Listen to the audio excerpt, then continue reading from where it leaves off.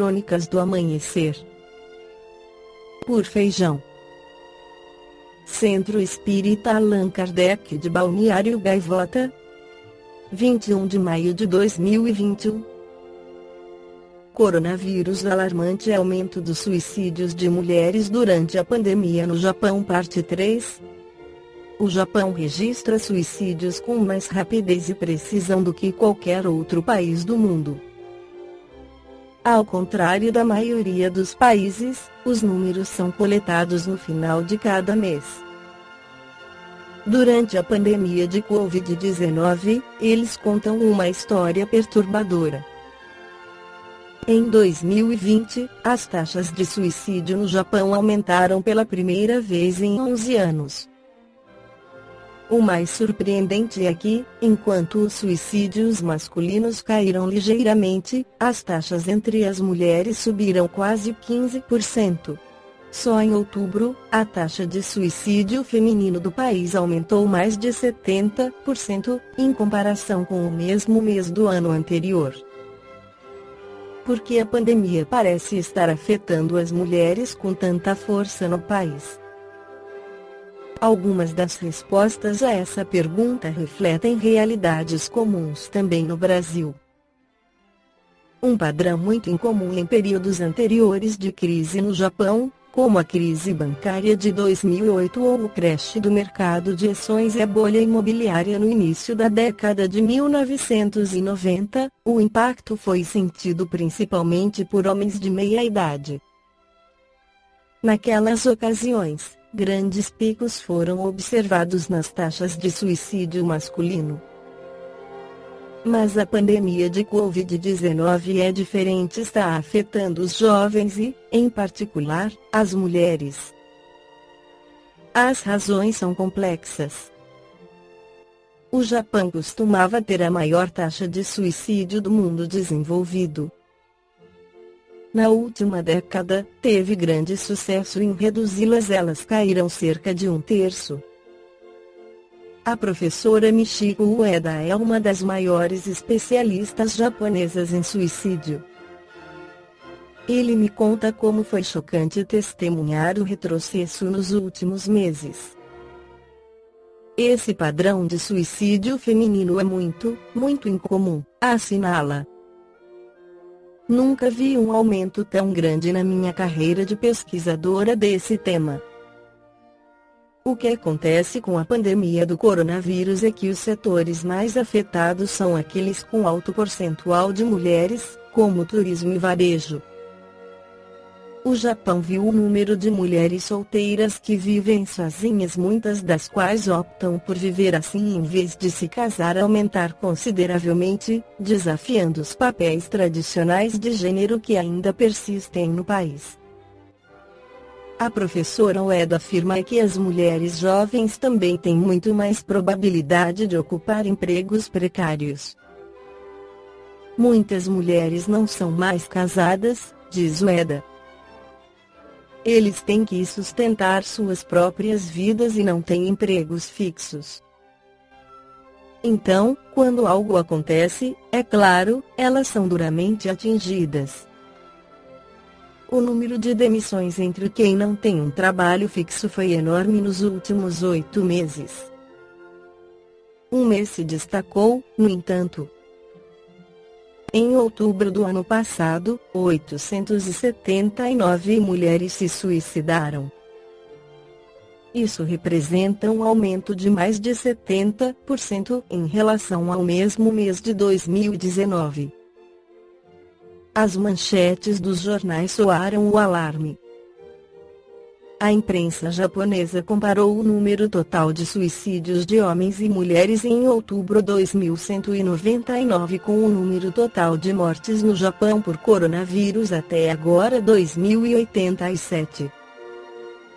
Comportamento de imitação: esse fenômeno não é exclusivo do Japão, e essa é uma das razões pelas quais é tão difícil informar a população sobre casos de suicídio. Quanto mais se fala no suicídio de uma celebridade na mídia e nas redes sociais, maior o impacto sobre outras pessoas vulneráveis. mas Suganuma estuda o tema. Ela própria experimentou de perto os impactos de um suicídio. Quando era adolescente, seu pai se suicidou. Agora, Suganuma ajuda famílias de outras pessoas que cometeram suicídio. E assim como o coronavírus está deixando as famílias sem poder chorar seus entes queridos, também está tornando a vida mais difícil para parentes de pessoas que tiraram a própria vida. Quando converso com os familiares, é muito forte o sentimento de não ter podido salvar o ente querido, o que muitas vezes os leva a se culparem, explica Suganuma.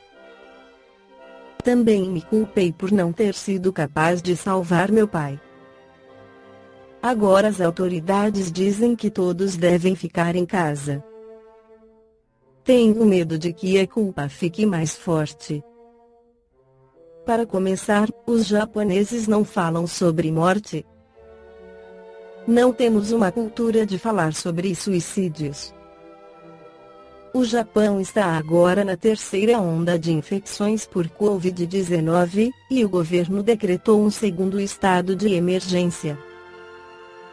Para Ueda, há outra questão persistente. Se esse fenômeno acontece no Japão, que não teve lockdowns rígidos e registrou relativamente poucas mortes pelo vírus, é de se imaginar a situação emocional das pessoas em países onde a pandemia tem sido muito mais devastadora. Ainda na Revista Espírita de julho de 1862, Allan Kardec esclarece sobre as causas fisiológicas e as causas morais. O Espiritismo cura ambas. Perguntaram se por esse meio se destrói a hipocondria, tristeza, melancolia, essa causa de tantos suicídios não motivados, desse insuperável desgosto da vida, que nada parece justificar? Esta causa é eminentemente fisiológica, ao passo que as outras são morais. Ora, se o Espiritismo só curasse estas, já seria muito. A bem dizer, a primeira é do campo da ciência, a qual poderíamos abandoná-la, dizendo: nós curamos aquilo que nos diz respeito. Por que não curais o que é da vossa competência? Contudo, não hesitamos em responder à questão afirmativamente. Evidentemente, certas afecções orgânicas são alimentadas, e mesmo provocadas, pelas disposições morais. O desgosto da vida, o mais das vezes, é fruto da saciedade. O homem que tudo usou, não vendo nada além, está na situação do bêbado que, tendo esvaziado a garrafa e nada mais tendo, a quebra. Os abusos e os excessos de toda sorte conduzem forçosamente a um enfraquecimento e a uma perturbação das funções vitais. Daí uma porção de doenças cuja fonte é desconhecida, que são julgadas causativas, quando são consecutivas, daí uma sensação de languor, e de falta de coragem. Que é o que falta ao hipocondríaco para combater as suas ideias melancólicas? Um objetivo na vida, um móvel à sua atividade. Que objetivo pode ter se em nada crê? O espírita faz mais do que acreditar no futuro, sabe, não pelos olhos da fé, mas pelos exemplos que tem à frente, que a vida futura, a qual não se subtrai, é feliz ou infeliz, conforme o emprego que faça da vida corpórea, que a felicidade é proporcionada ao bem que fizer. Ora, certo de viver depois da morte, de viver muito mais tempo do que na Terra, é muito natural que pense em lá ser o mais feliz possível. Além disso, certo de lá ser infeliz se não fizer o bem, ou mesmo se, não fazendo o mal, nada faz, compreende a necessidade de uma ocupação, um melhor preservativo contra a hipocondria. Com a certeza do futuro, tem um objetivo, com a dúvida, não o tem. É tomado pelo aborrecimento e acaba com a vida porque nada mais espera. Permitam-nos uma comparação, talvez banal, mas a qual não falta analogia. Um homem passou 1 hora no teatro, pensa que a peça acabou, levanta-se e sai. Mas se souber que ainda vão representar coisa melhor e mais longa do que o que viu, ficará, mesmo que no pior lugar. A espera do melhor nele vencerá a fadiga. Esta foi a crônica do amanhecer de 21 de maio de 2021. Por Feijão. Centro Espírita Allan Kardec de Balneário Gaivota. Que a paz esteja com todos.